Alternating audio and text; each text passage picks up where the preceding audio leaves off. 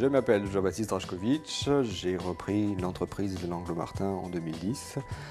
L'entreprise existe depuis 1919 et est dépositaire d'un savoir-faire qui date de la fin du 19e siècle. Nous sommes fabricants de paillettes, pratiquons le découpage et l'estampage de matières plastiques. On a des outils en général carrés ou rectangulaires avec des poinçons de découpe qui vont pénétrer dans une matrice et la matière va s'intercaler entre les deux. Donc à chaque coup que l'on frappe, il y a une ou plusieurs paillettes qui vont être découpées.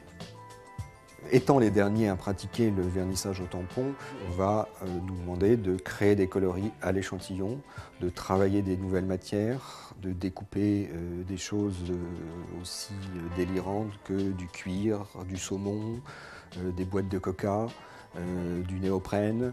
Et il faut qu'on trouve les solutions techniques pour arriver à découper des nouvelles matières. Il y a toujours eu des challenges et régulièrement la société est confrontée à des évolutions. Au début du siècle, les matières qui étaient travaillées étaient de la gélatine de porc. Maintenant, depuis une trentaine d'années, on a vu le PVC.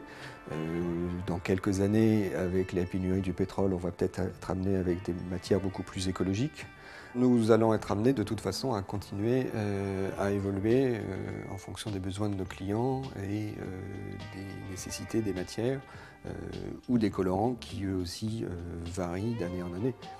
Monsieur Langlois, qui m'a transmis l'entreprise il y a 2 ans, m'a aidé à reprendre la gestion de l'entreprise et à apprendre les bases, même si moi je travaillais avec sa matière depuis près de 20 ans en tant que brodeur. Il m'a formé, ainsi que mon frère, pour donner à l'entreprise une tradition familiale, à la création des coloris, pour qu'il n'y ait pas de rupture dans ce savoir-faire de création de coloris. Dans quelques années, nous allons être amenés à effectivement prendre des apprentis, bien qu'il n'y ait pas d'école de formation dans nos métiers qui sont totalement spécifiques, pour employer, former un vernisseur machine et des découpeuses pour les outils.